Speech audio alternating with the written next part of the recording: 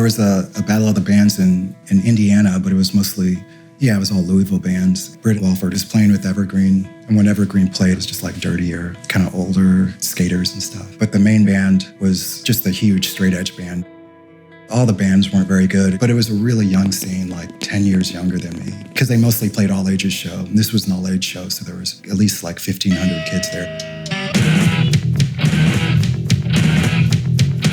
They all seemed really clean cut, and there was a lot of girls that liked those bands, and I was really used to, no girls liking the bands that I liked.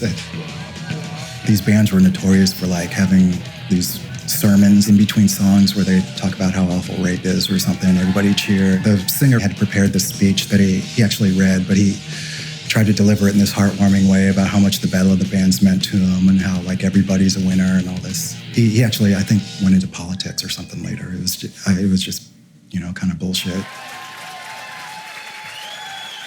And it was clear that they were the winners of the Battle of the Bands. And when it was time for Evergreen to play the last band, like the audience mostly had disappeared, and it was just a kind of a small group of maybe 40 or 50 people, the hardcore sort of partiers in town. Britt had been drinking a lot in this time period. That drinking phase that he was in wasn't actually that long, but it was just super intense. There was always a new Britt story.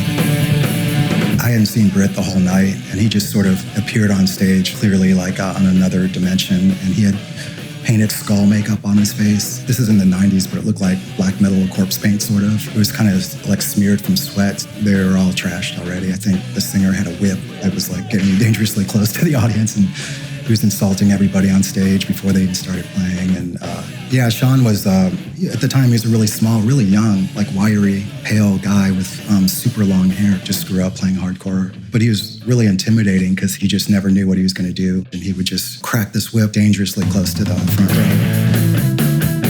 The second they started playing, it really reminded me of an old punk rock show where just it feels like the ceiling caved in and just the audience erupts and bouncers all running in, trying to stop everybody, and just fights breaking out, people beating the bouncers with crutches and throwing chairs at people.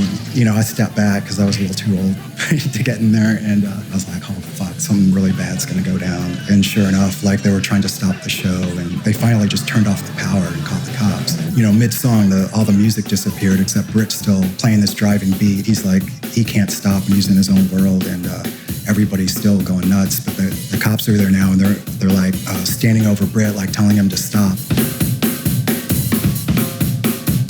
And he doesn't stop. It goes on. He really played for like a good 10 or 15 minutes by himself, the same thing for so long, to where like there were cops on stage, telling him to stop playing, and he was still like with his skull makeup, he was going to get arrested or worse. And so Sean and Tim Ruth just grabbed him by the collar of the shirt and just pulled him off the drum throne, threw him in the back seat of their car, and without closing the doors or anything, and just took off to get over the state line back to Kentucky.